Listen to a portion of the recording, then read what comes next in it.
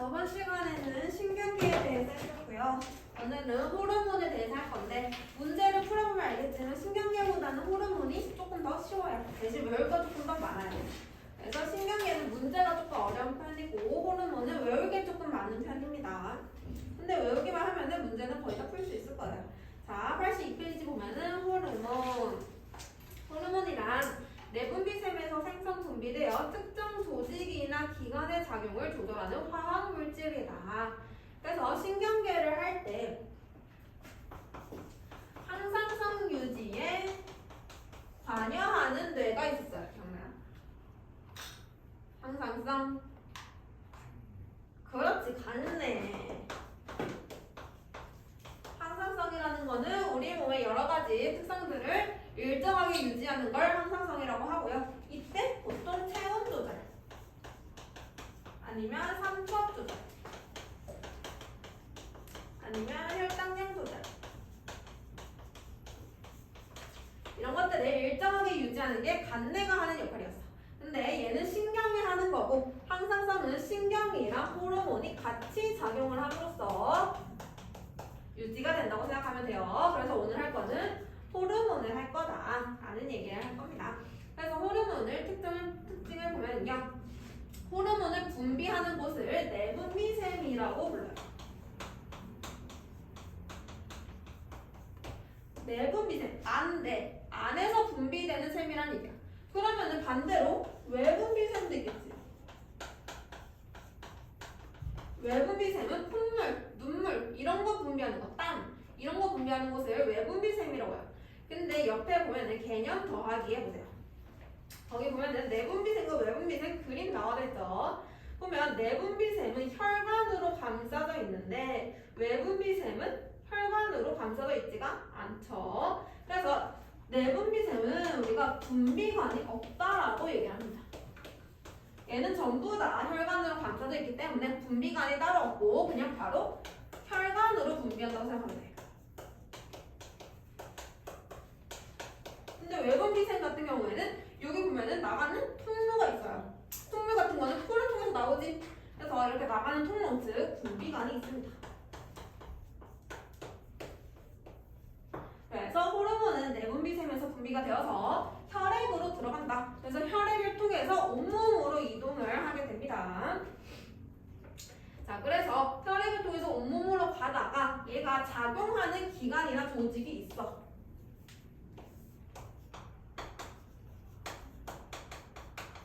온몸에 다 작용하는 건 아니고요. 특정 조직에서만 작용을 하게 돼요. 그 이유는 그 조직이 수용체, 호르몬에 대한 수용체를 가지고 있기 때문이고요. 그 특정 조직을 표적기관 혹은 표적세포라고 하죠.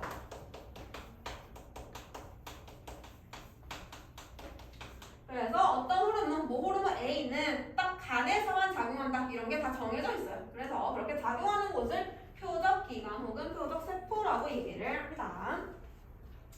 자, 그리고 호르몬 같은 경우에는 적은 양으로 효과를 나타내긴 하는데 근데 얘는 그렇다고 해서 너무 적거나 많으면 질병을 만들 수가 있습니다. 적어도 문제가 생기고 많아도 문제가 생겨요. 적으면은 결핍증, 많으면은 과다증. 그래서 나중에 무슨 결핍증과 과다증이 있는 건지도 볼 건데, 그래서 항상 적정량으로 분비가 되어야 된다 그런 얘기고요. 그래서 호르몬이랑 신경계를 보면은 두 개 같이 작용을 한다 그랬어. 근데 조금 다른 특징을 가지고 있어. 자, 나눠서 봅시다. 신경, 호르몬.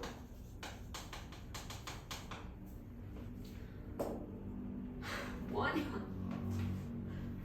자, 그래서 신경이랑 호르몬 차이점을 보면은 신경이 전달될 때는 조금 더 빨라요. 신경은 빠르게 전달해요. 근데 호르몬 같은 경우에는 혈액을 타고 이동을 해야 되기 때문에 조금 느립니다. 그 다음에 신경은 뉴런이 전달해주는데 뉴런 같은 경우에 딱 축척돌기가 있는 부분에만 전달을 해주지. 근데 혈액 같은 경우에는 그 기관 전체에 전달을 해주기 때문에 작용 범위가 신경은 비교적 좁은 범위에서 작용을 하고요. 호르몬은 비교적 넓은 범위에서 작용을 하겠죠. 때문에 지속되는 시간이 적어요. 얘는 짧은 시간 동안 지속이 되고요. 호르몬 같은 경우는 좀 더 긴 시간 동안 지속이 된다라고 생각해주면 됩니다. 그리고 아까 얘기했듯이 신경은 뉴런에 의해서 전달이 되고 호르몬은 혈액에 의해서 전달이 된다. 이러한 차이점이 있겠죠. 그래서 호르몬이랑 신경은 조금 다르다. 차이점들이 있다. 그거를 한 번씩 읽어봐 주시고 그 다음에 이제 밑에 내분비생과 주요 호르몬 보면은 호르몬이 엄청 많이 나와 있죠. 전부 다 기억을 해야 하는 부분들입니다. 그래서 호르몬을 전부 다 볼 건데 뭘 기억해야 되냐면 첫 번째 내분비샘. 내분비샘 어떤 내분비샘에서 분비가 되는지 그 다음에 그 호르몬의 이름 그리고 그 호르몬이 하는 역할 세 개를 같이 연관되어서 기억을 할 거예요.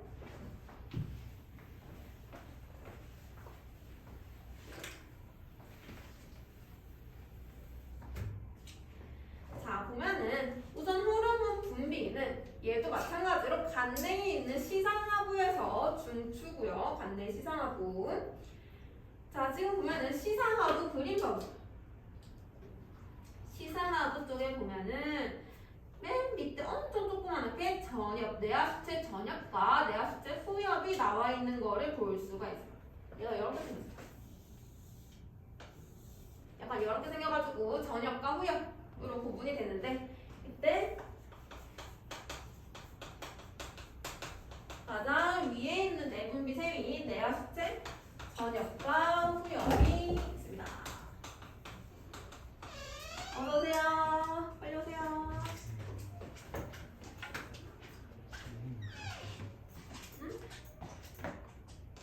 오늘 뒤에도 오시. 오늘 시간으로 좀 바뀌어요.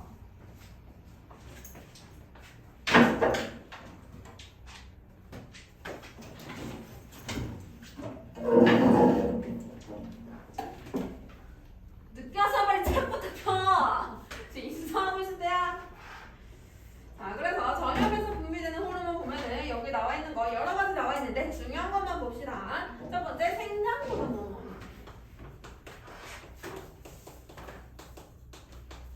생장 호르몬 뭐겠어? 당연히 생장하게 하는 호르몬, 키 크게 만드는 호르몬. 우리 청소년기에 많이 분비되는 호르몬, 생장 호르몬이고요. 두 번째 갑상샘 자극 호르몬.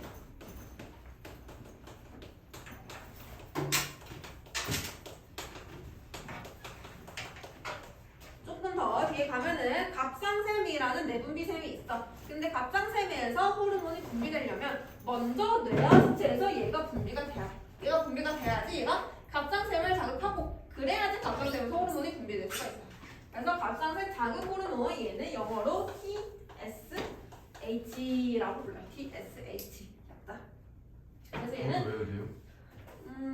문제에서 이렇게 나올 때가 있어요. 용어를 갑상샘 자극 호르몬이라고 안 하고 TSH라고 부를 때가 있어요. 그래서 같이 이렇게 되면 좋겠다.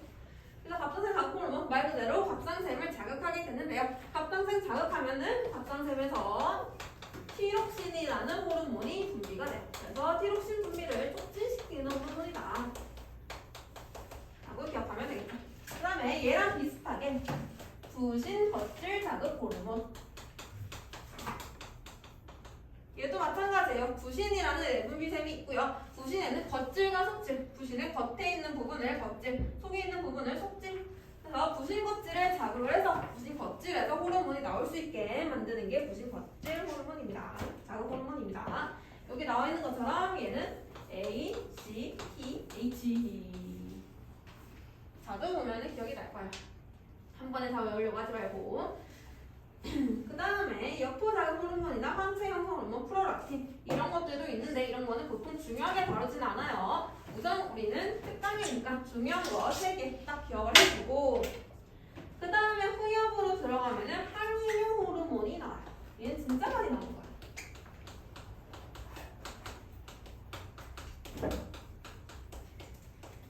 항이뇨 호르몬. 이뇨라는 게 오줌을 누다를 한자로 이뇨라고 불러. 근데 앞에 항이 붙었어. 오줌을 못 느게 하는 호르몬이야. 오줌을 못 느게 하는 호르몬.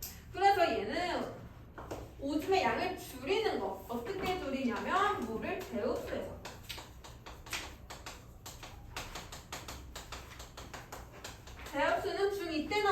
보이죠? 여가 분비 제흡수 밖으로 나가지 못하고 다시 혈액으로 가져오는 거를 제흡수라고 하고요. 물이 나가지 못하고 다시 혈액으로 가져오는 역할을 하게 되는 거예요. 그래서 항인용 호르몬 오줌의 양을 줄이는 호르몬에 속한다 라고 기억을 하면 되고요. 그 다음에 옥시토신.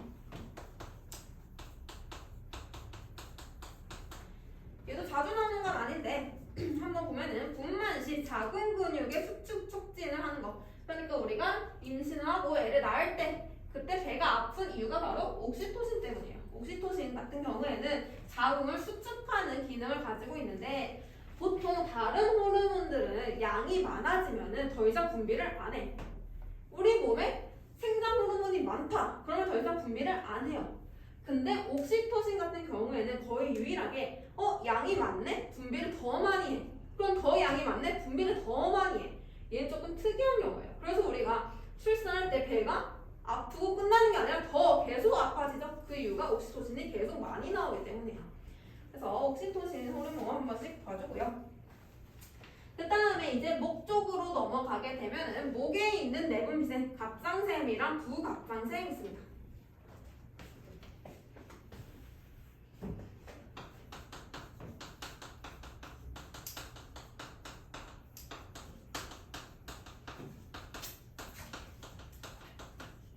목에 갑상샘이 있다 이런 거는 많이 들어봤을 것이고 갑상샘 옆에 붙어있는 게 부갑상샘이에요.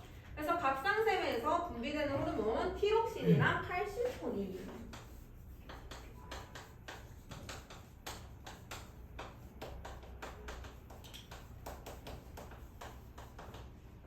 이 둘 중에서는 티록신이 훨씬 더 자주 나오게 되고요. 티록신의 경우에는 물질 대사 즉 세포 호흡을 촉진하게 됩니다.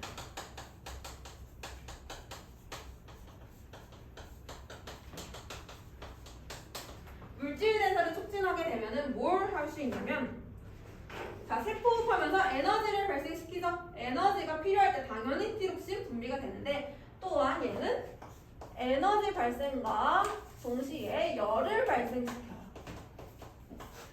에너지 나올 때 열이 같이 나와. 그래서 체온이 낮아졌을 때 티록신 분비가 많이 일어나요. 그래서 티록신은 체온 조절을 많이 하는 호르몬이다 라고 생각하면 되고요. 그 다음에 칼시토닌은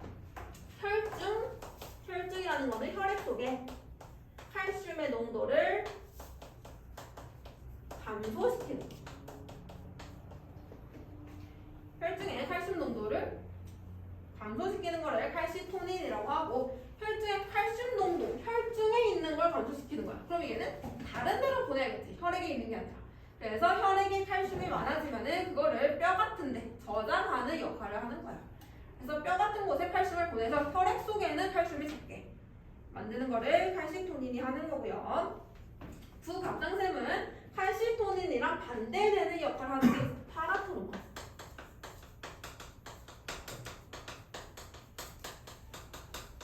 얘는 반대, 혈중의 칼슘 농도를 오히려 증가시키는 거겠죠.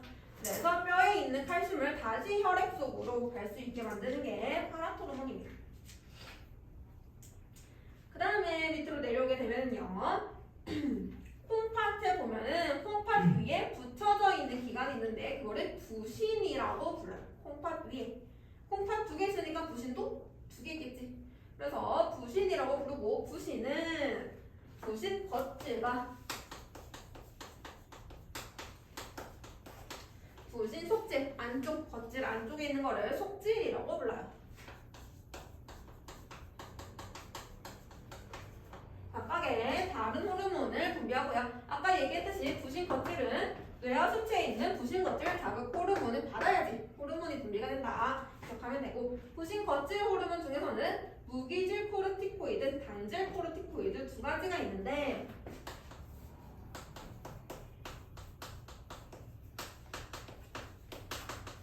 무기질 코르티코이드랑 똑같은 말이 알도스테론. 그냥 똑같은 말이야. 당질 코르티코이드랑 똑같은 말은 코르티솔. 무기질 코르티코이드, 당질 코르티코이드. 그래서 무기질 코르티코이드는 무기질, 즉 나트륨을 얘기해요. 무기질 중에 나트륨. 얘는 콩팥에서 나트륨의 제흡수를 촉진시켜.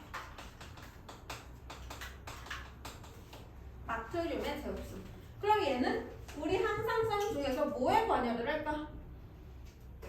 나트륨, 즉 혈액의 삼투압에 관여를 하겠죠.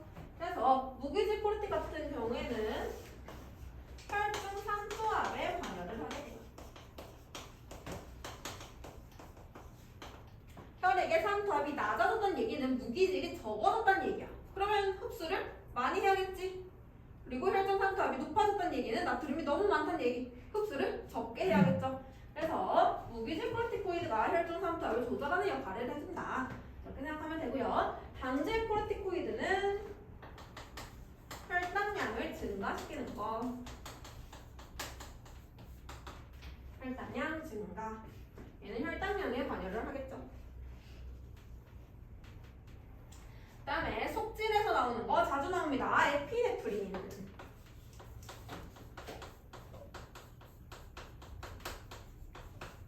에피네프린. 똑같은 말로 아드레날린. 아드레날린 같은 경우에는 저번 시간에 신경 중에 교감신경이랑 비슷한 작용을 해요. 교감신경. 그래서 얘는 우선은 세포호흡을 촉진하고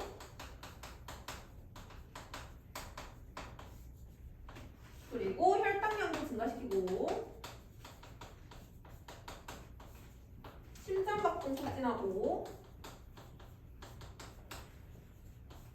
호흡량 증가시키고 흔히 우리가 몸에서 아드레날린이 분비가 돼 이럴 때 나오는 증상들 알고 있죠? 뭐 운동할 때 나오는 증상들이라고 생각하면은 기억하기 쉬워요. 그래서 에피네프린은 교감신경이랑 비슷한 역할을 하더라.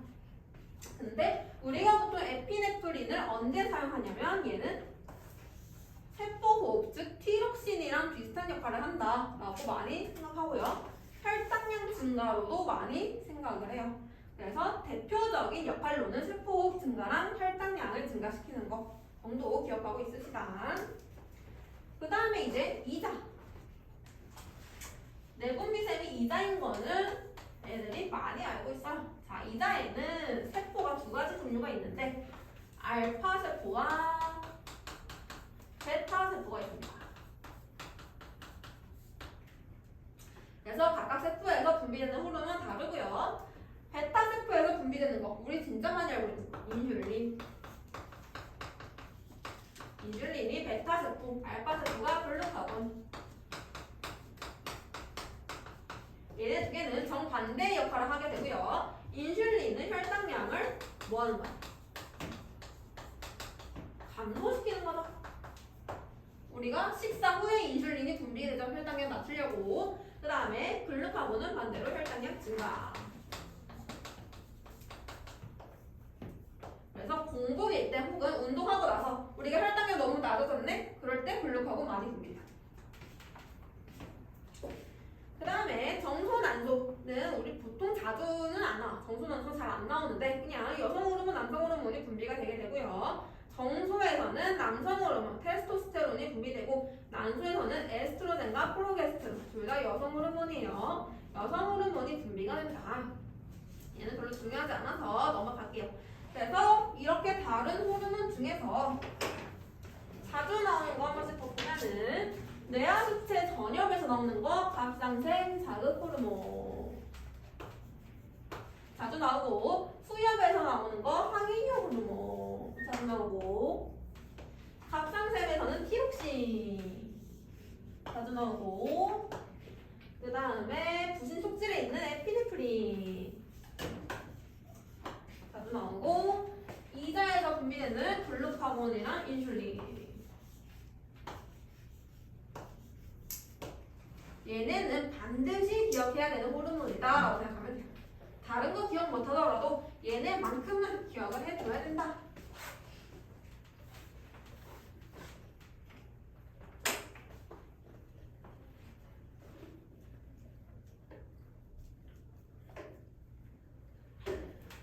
다음에 83페이지로 가볼게요.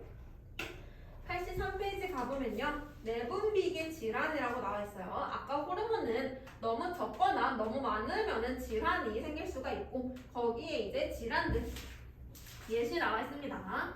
첫 번째 생장 호르몬. 생장 호르몬이 너무 많다, 과다하다. 그러면 거인증이랑 말단 비대증이 생길 수 있는데 거인증은 말 그대로 거인, 키가 엄청 커지는 거.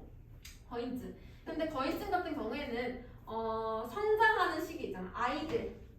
아이들 시기에 이제 생장 호르몬이 많이 분비가 되면은 거인증.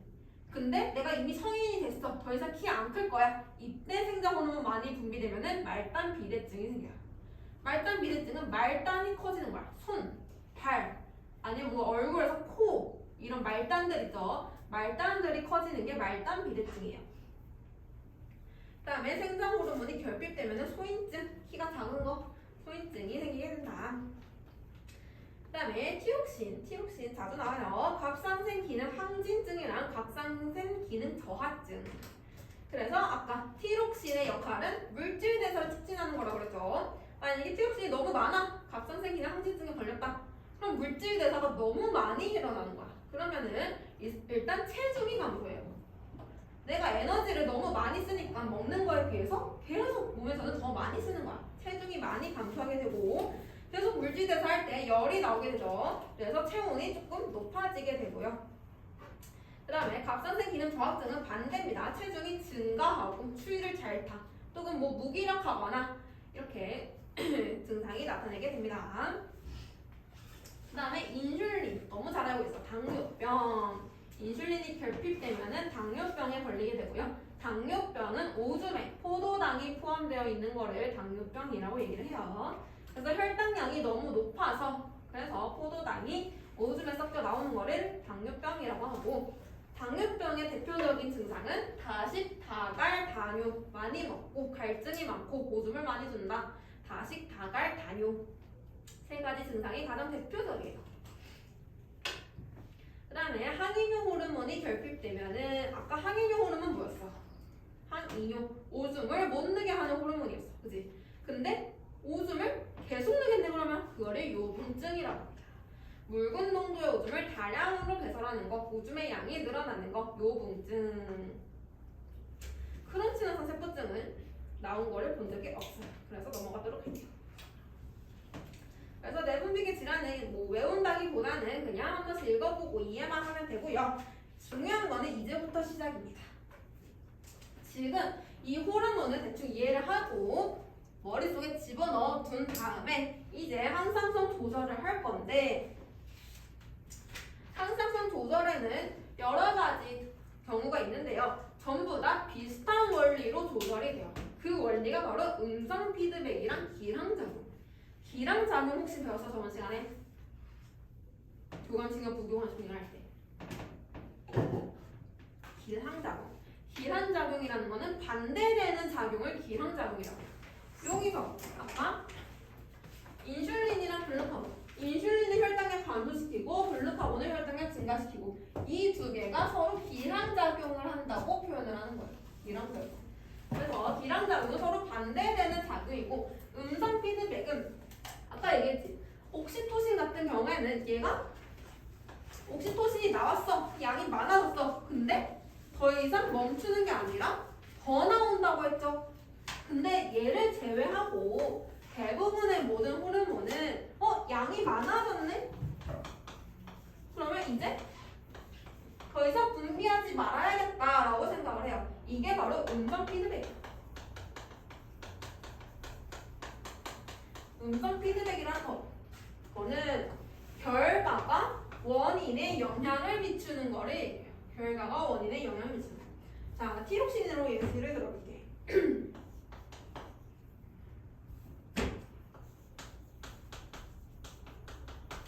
티록신이 나오려면은 뇌하수체에서 TSH가 나와야 돼. 갑상선 자극 호르몬이 나와야 돼. 그치? 그럼 얘가 이제 갑상선을 자극할 거야. 그럼 갑상선에서 티록신이 분비가 돼.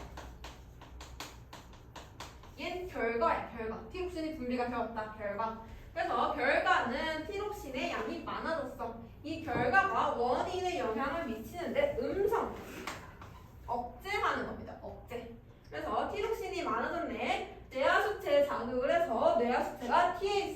T를 많이 분비하지 못하게 억제시켜버려. 그럼 얘 양 줄어드니까 갑상샘에서도 더 이상 티록신 분비하지 않겠지. 그래서 티록신의 양이 일정하게 유지되도록 하는 게 음성 피드백이야. 그래서 옥시토신 같은 경우에는 얘는 반대로 더 많이 분비시키는 거니까 양성 피드백이라고 불러. 결과가 원인에 영향을 주는데 억제시키는 게 아니라 더 많이 분비하게 만드는 거야. 양성 피드백.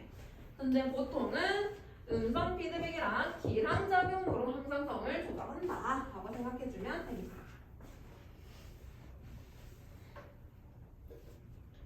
그래서 거기 자료 분석에도 나와있어요. 티록신 분비량 조절 이야기. 자, 시상하부에서 TRH. TRH는 뭐냐면 갑상생 자극 호르몬 방출 호르몬이야.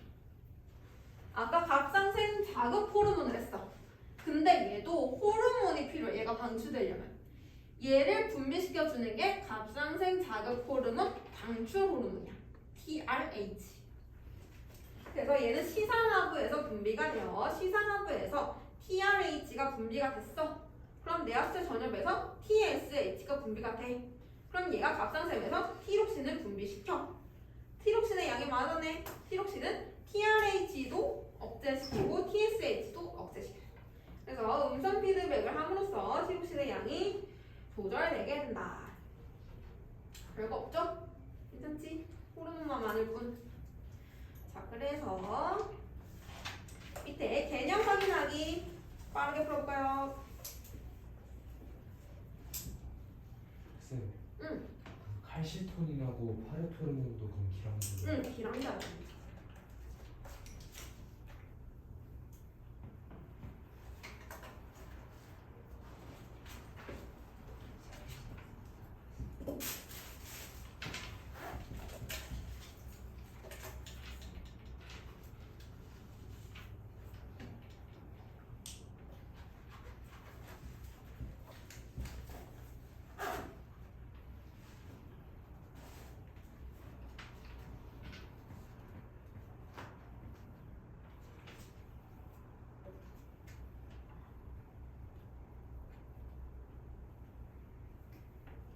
좀 화장실 가서 하세요.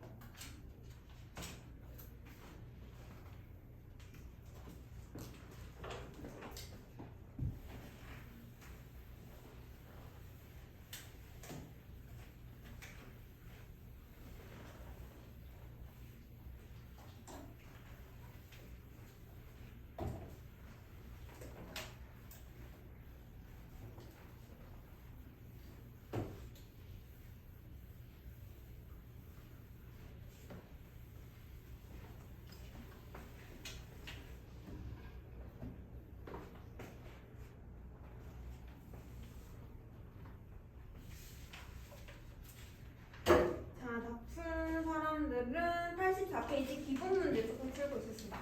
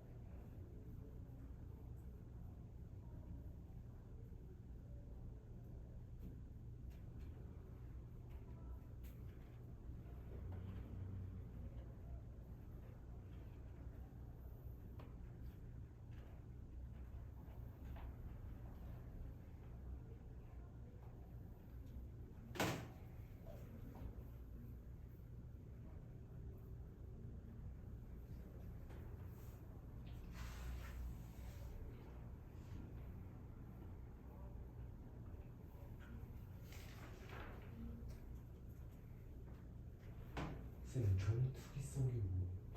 종특이성이 사람이 한 종, 혹은 강아지 이런 종이 다르죠? 그 종마다 가지고 있는 거를 종특이성이라고 해요. 사람만 가지고 있는 거 종특이성, 강아지만 가지고 있는 거 종특이성. 근데 호르몬 같은 경우에는 비슷해요. 사람에도 비슷하고 동물에게도 비슷하고. 그래서 종특이성이 거의 없고요. 그래서 옛날에는 막 돼지의 피 같은 걸로 사람 호르몬 조절하고 그런 경우도 많아요.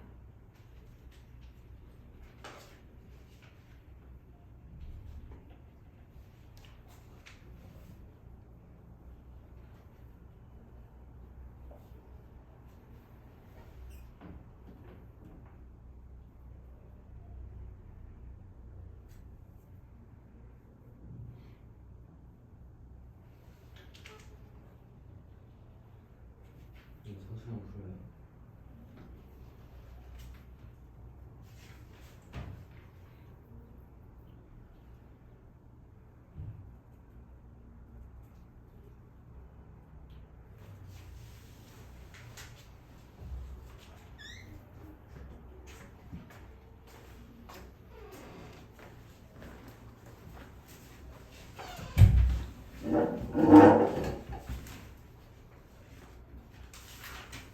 자, 개념 확인해 볼게요. 1번에 내분비생, 2번에 오오, 3번에 내분비계 질환, 4번에 항상성 음성 피드백 질환작용.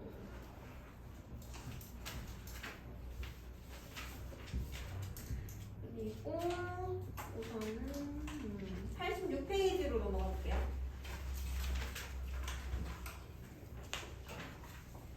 자, 이제 86페이지 넘어가면은 항상성 조절의 예시가 나와 있어요. 예시로는 아까 얘기했던 거 첫 번째 혈당량 조절, 두 번째 체온 조절, 세 번째 삼투압 조절. 이 세 가지가 어떻게 조절되는지에 대해서 해볼 겁니다. 첫 번째 혈당량 조절부터 하게 되면은 항상 저거 세 가지 조절을 할 때 신경이랑 호르몬이 같이 작용을 할 거예요. 같이 호르몬만 작용하는 거 아니고. 자, 혈당량이 적정 혈당량이 있는데 내가 밥을 먹었다. 밥을 먹으면 혈당이 올라가게 되죠. 고혈당. 그럼 다시 혈당을 낮춰야 되잖아. 혈당량 낮추는 거 무슨 호르몬이었지? 인슐린. 따라서 고혈당이 되었다. 그러면 이제 간내 시상하부를 자극하게 돼요. 그래서 자극을 받으면은 얘가 그 자극을 이자에 베타 세포로 전달을 해주는데 이때는 신경을 통해서 전달을 해줘. 무슨 신경이냐면 부교감 신경. 간내 시상하부 자극 받으면요 부교감 신경에 의해서 이자 베타 세포에 지금 혈당이 높다 이렇게 전달을 해줍니다. 그럼 이자 베타 세포에서 인슐린이 분비되겠지. 인슐린이 혈당량 낮추네. 근데 어떻게 낮추냐면 두 가지 방법이 있어요. 혈당량이라는 거는 포도당의 양인데 혈액에 있는 포도당의 양이야. 혈액에 있는 포도당의 양. 그래서 두 가지로 낮출 수가 있고 인슐린은 표적세포가 간이야. 간에 작용을 하는데 그러면은 간에서 포도당을 다른 형태로 바꿔요. 글리코겐. 둘 다 당이고요. 포도당은 우리가 세포 호흡할 때 직접 이용하는 에너지고 글리코겐은 당을 저장하는 형태야. 형태만 다른 거야. 그래서 간에서 포도당을 글리코겐으로 바꿀 수 있게 인슐린이 해주고요. 두 번째는 세세포에서 혈액에 있는 포도당들의 세포들이 흡수할 수 있도록 포도당들을 촉진시켜.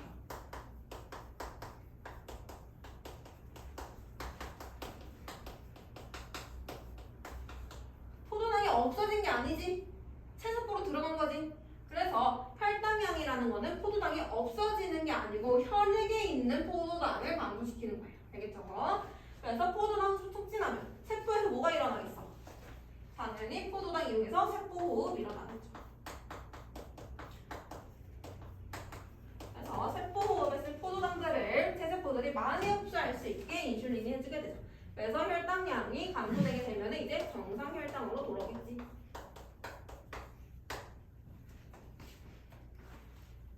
자, 그러면은 반대작용도 있겠죠. 자, 이번에는 내가 밥을 안 먹고 운동을 했어. 운동을 하게 되면은 혈당이 낮아져요. 저혈당. 그럼 다시 혈당 정상으로 높여줄 거야. 이번에는 반대로 교감신경이 혈당이 낮은 게 간내 시상하부의 자극으로 받아들이고 간내 시상하부가 이제 이자에 전달을 해줘. 교감신경을 통해. 그럼 이자 알파 세포에서 글루카곤이 나오죠. 글루카곤은 인슐린은 반대되는 역할을 할 거예요. 간에 가서 글리코젠을 저장되어 있는 거를 포도당으로 바꿔서 다시 혈액 속으로 갈 수 있도록 포도당을 글리코젠으로 바꿔.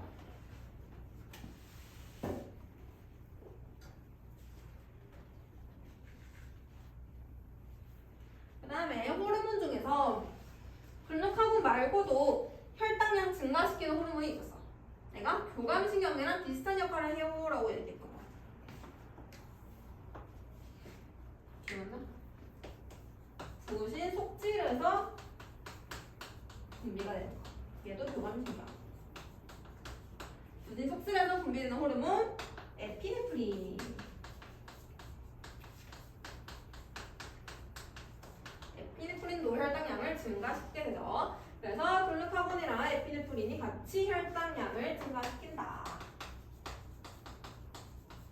그러면 정상 혈당으로 돌아오게 되겠죠. 그래서 혈당량 조절하는 거는 글루카곤이랑 인슐린이 보통 주요로 하고요. 에피네프린도 같이 한다. 혹은 또 있었어. 코르티솔. 부신 거치 호르몬이죠. 코르티솔도 혈당량 증가에 관여를 하기도 해요. 자, 그래서 그 자료 분석 한번 보세요. 인슐린과 글루카곤의 작용 알아보기. 자, 지금 보니까 식사를 했어. 시간 0에서 식사를 했어요. 그랬더니 포도당의 농도가 높아졌네. 포도당 농도가 높아지니까 같이 인슐린이 높아졌죠. 보여요? 그래프. 포도당 농도 높을 때 인슐린이 농도가 높죠. 혈당을 낮추려고. 그리고 반대로 글루카곤은 농도가 낮죠. 그 다음에 시간이 지나면서 포도당 인슐린은 농도가 낮아지는데 글루카곤은 살짝 증가하는 것을 볼 수가 있어요. 그래서 인슐린이랑 글루카곤은 서로 반대되는 역할을 한다. 기량작용을 한다. 이렇게 기억하고 있으면 됩니다. 자, 그 다음에 이제 아까 인슐린이 결핍되었을 때 무슨 병 걸렸지? 당뇨병 걸리죠. 근데 당뇨병에는 두 가지 종류가 있는데 제1형 당뇨병하고 제2형 당뇨병. 1형은 우리가 알고 있는 거, 인슐린이 결핍된 거, 인슐린을 생성하지 못하는 거.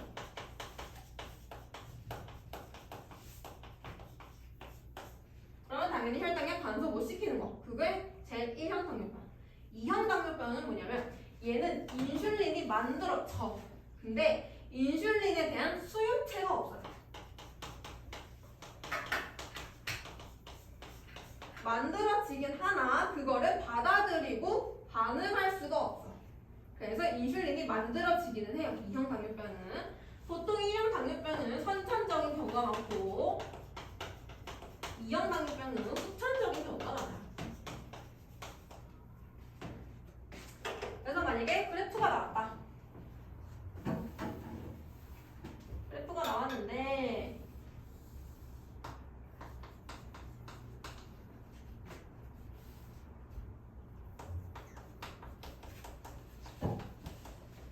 인슐린의 농도가 높은데